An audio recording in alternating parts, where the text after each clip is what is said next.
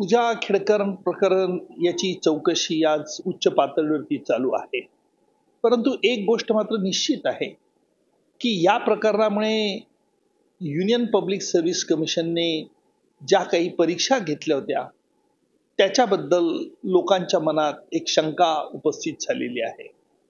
सरकारला निश्चितपणे या शंकाचं निराकरण करावं लागेल.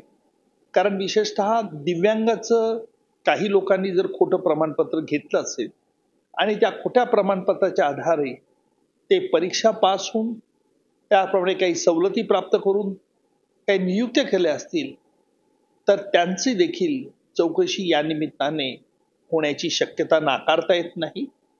परंतु हे सदरचं प्रकरण अत्यंत गंभीर आहे आणि ज्यांनी सतत अभ्यास करून चांगले मार्क्स मिळवलेले आहेत, त्यांच्याबद्दलही प्रश्न उपस्थित झाला आहे.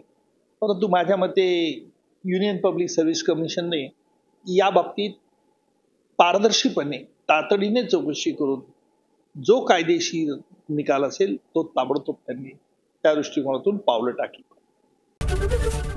एबीपी माझा, उघडा डोळे बघा नीट.